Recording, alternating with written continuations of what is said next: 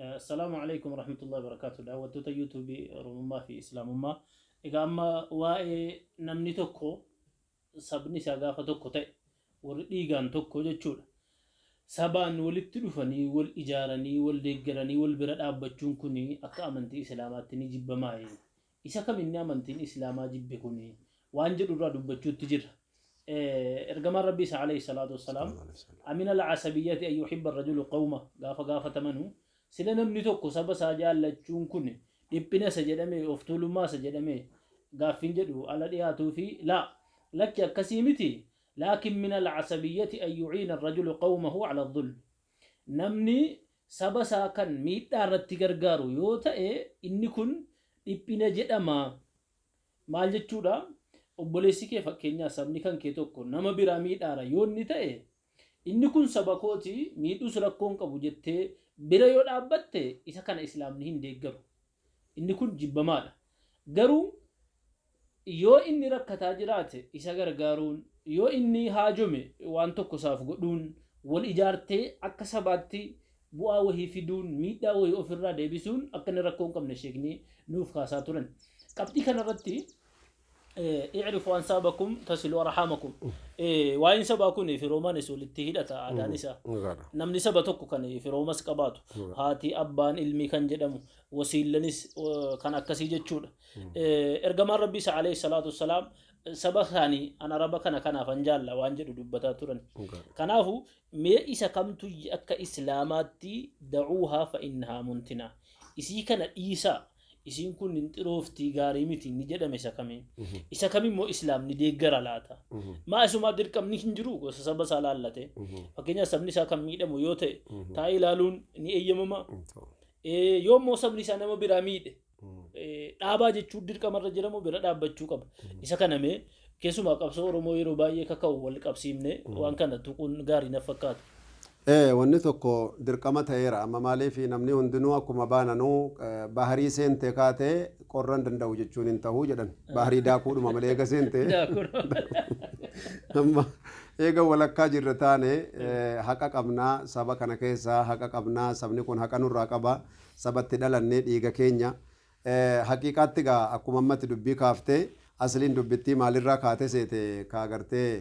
aminal asabiyyati أن يحب الرجل نصبه يعني نمشتو قرتني ورانا قرتني ويك ستي درقمي ويك ستي وصود ما جرو طيفو دي قديسي نما واحتي في جاجرو سن الربوسي خذها أنا الغفاري جرين جنان هو أتقرتني هتو دقيقة بسين جدام ملكو سكيد عدد سين جداني جدي دبتي كان رسول ربي برجيسه صلى الله عليه وسلم جنان أقرتي رسول ربي عليه الصلاة والسلام نمني قرتي قوس أساسنا يو قرتني أكا قوسو بيتشا أكا قوستيت إرّا نادة تتاتي واتوكو ركون قبوجة رسول ربي عليه الصلاة والسلام أكو مما قرتني أتدبتي نمني توكو ظلمي رتي وال قدوتو يو قرتني هنجر ملي ظلمي رتي والغرغارو شريان انديقرو ملي واي قوساتيف واي قوسما كيستي ارقما ربي صلى الله عليه وسلم واي زمن جاهلية الرهاسانيتي والقيتي أيام جاهلية كيسا دبة ميتوكو جرا والقيتي سنة أدتون التوامة ميجار رسول ربي عليه الصلاة والسلام نان حدرا رفيتين بكا سنة ارقما وان قريشين قوستيكن كوغاف توكو والقاني أكا ظالمني توكو نوكيست اندبر akka zaalimni tokko nu keessaan argamne yoo namni tokko nu keessatti miidhame akka miidhama isaa haqa deebifnuuf jechuu irratti gartee walgeenyee turre walgayii sana adallee tuun itti yaamame nan dhufaa jira rasuul rabbi alayhi salaam maaliif waan gosti teessee tumaa tumatte jechuu tumaa gosti teessee tumatte san haqa irratti gartee dhaabbachuu fi miidhamaa gargaaruu fi nama rakkate nama ofii rakkinaa baasuu keessatti awwajjinan dhaabbadha jedhan rasuul rabbi sallallahu alayhi wasallam mataa isaaniitiin kanaaf yeroo arraa keessatti ummanni hacuuccaa fi dhiibbaa adda addaa walirraan gahu yoo kaatee ati gosa kee bira dhaabbatte gosummaatti fassarama. Maaliif gochi duraa sun maaliif zulmiitti hin fassaramne? Utuu gartanii kan kee kana gosummaatti hin fassarre dura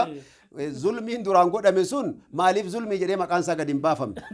Durseeti. Utuu zulmiin sun maqaan gabbaafame gosummaaf gargaaraa bar jedhanii gaaf tokko bare Keeniyaatti haasaa wayii ka'ee jennaani. jaran akkanaa miti dubbiin kun akkanaa miti akkanaaf akkanaa jedheetan irraa haasa'e jennaan isaan warra jimmaatii jimmaaf lolanii dhiisi jedhe tokko. Yaa jarana. An kaleessa yoo an sheeka ta'e isin qaraa'isu warruma jimmaa ta'atin isin qaraa'ise bariin jee. Eegasii dhiifama gaafatanii waa'ee dhuma gartee bulchaa biyyaa irratti haasawaa haasofnaan akkanaa mitiim akkana malee jennaan lakkii jimmoo mu'aaf jedhan malee isaanii jedhame. Namni yeroo gartee qalbiin namaa jallatu haala gartanii deemsa kanallee in waakkata jechuudha. Ilmi namaa sammuu isaatiin hayyummaa isaatiin dubbii kana miizanarra kaayee ilaaluu isa barbaachisa malee utuu zulmii kanan argamsiisin dura wanni gosummaan jirtu turte. Utuu zulmiin kun hin jirre maqaan gosaalleen ka'u ture. Wanni silaa gartanii zulmii kana gartee argamsiise miidhaa gartanii daarii darbe kanatu gosummaa kana gabbaase. Kanaafuu gosa toon arrabsine dura gosti abaluu akkana ta'a. Gosti abaluu gartanii gosummaa himata. Amma namni gizee hedduu zarinyinatti hin binoo jedhan. Zarinyinatti hin binoo laakiin zarinyinatti yaamaxxaa'u mindin ነው maa inni sun zulmiitu fide miidhaatu fide miidhaan kun utuu hin jirretu adiliin lafa jiraate gosti hundi wal qabattee nagaa wajji jirti akkuma aadaa durii sanatti garuu eega zulmiin argame gosummaan agartee tortoraadha ajaadha jechuun hin danda'amu dura zulmii sana dhaabaadha waan jedhamu tokko dhufa kanarratti gartee hawaasni tokko wal bira dhaabbatee amma silaa wanni gariin gochaanuu ragaan ba'amee jira namni gaafa tokko ta'e maal argamsiisa akka gaafa gartee ijoolleen keenya tokko taate mootummaa waggaa 100 karoora tolfatee deemaa jiru rabbi gartanii miila jalaa ciree sababaa tokkummaati jechuu biyya alaatiif biyya asii keessatti tokko ta'uudhaan tokkittiin sun ragaanuuf gaadha haala amma namni gariin xiqqoo wal keessa gartee afaan namaa wal keessa deddeebi'ee waan hin taane wayii tokkoon ammas yeroon irraa gubataa jiru yoo laalan maal wal gahiin keenya ka dheengaddaa tokkummaan keenya dheengaddaa quwwaa ana malee namni jiru jedhe tokko gad hin deebifne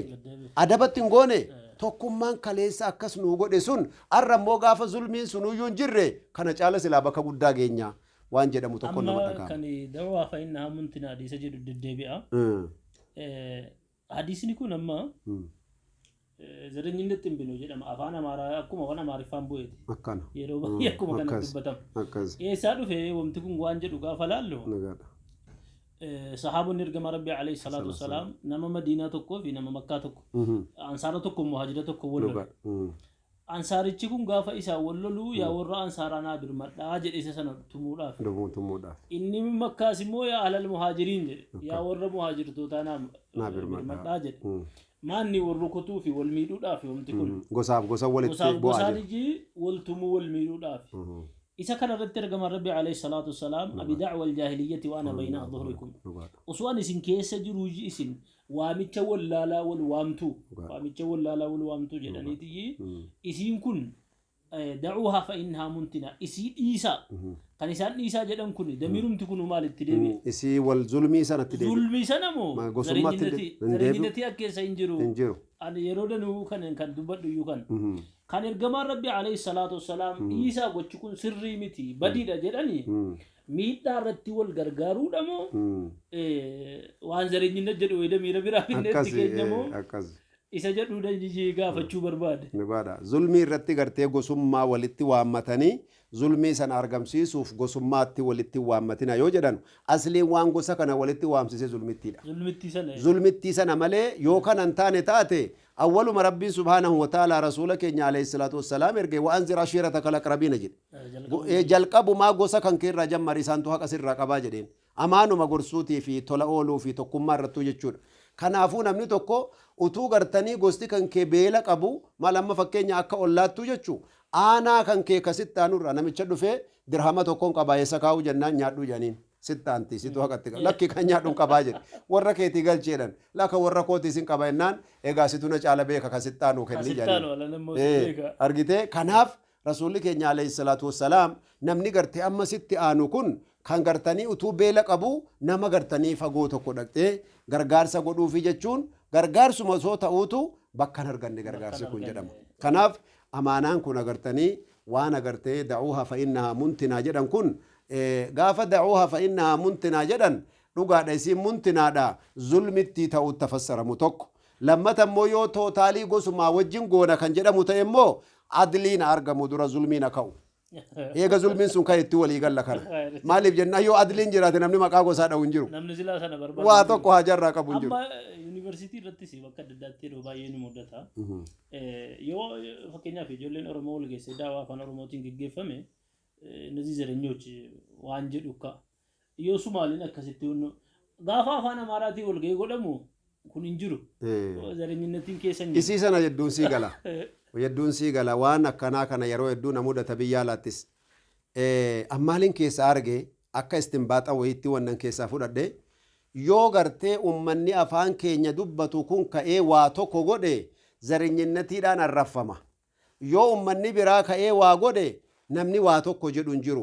isii kana irratti maaliin argean ummata keenyatu ummata san caalee jechuun arge maaliif jarri silaa galata zareenyinnat nu jedhanii deebisanii irraa deebi'uu qaban marhabaa jedhaniiti faayidaa qabdi yoo ilmii taateef yoo barumsa taatellee nuti afaanii maaltu nu galche jedhanii fudhataa jiran afaan kan kootiin bichaa dubbatamu afaan sadiin hin dubbatamin jechuun dhiphina ummata keenyatu ummata dandeettii qabu jechuu si agarsiisa irra kana bal'a keenya bal'ate ummata keenyatu ummata nama baatu ta'uu si agarsiisa gaafa afaan biraatiin dubbatamu hunda marabbaa jedheetuma dhaggeeffachuun isaa sun dandeettii qabeenya si agarsiisa tokkotu waan jedhe beeyta gaaf tokko na kolfisiise afaan oromoo raadiyoo yoo seene hin cabsaa jedheeti gartanii beeyta warri durii tokko didee afaanillee seensisuu baate jennaan bara utuu nu arrabsuu deemuu nu faarsee jee namichi maali wanni waa cabsu jabaadha jabeenya himaa jira bar namichi jazakumullah khair daawwattoota keenya gaa'eega akka nurratti hin dheeranne sheekni keenya illee ergaa bareedaa nu dabarsaa jiranii arraa fi waa'ee namni tokko saba isaatiin wal ijaaree wal bira dhaabbatee rakkoo keessaa wal baasuun yeroo walii birmachuun yeroo du'e wal awwaallachuun yeroo fuudhaa yeroo taphaa wajjin deemuun inni gosummaa osoo hin taane waan shari'aan ajaji malee waan shari'aa faallessuu miti waan jedhu gabaabinumatti nu kaa'anii inni shari'aan dhorgee saba ofii miidhaa irratti bira dhaabbachuu yoo inni nama biraa miidhu yoo inni saba biraa miidhu bira dhaabbachuun inni kun isa shari'aan dhowwe waan jedhu gabaabinumaan kanarraa hubannaa ulfaadhaa jazakumullahu khayr assalaamu alaykum warahmatullahi wabarakatuh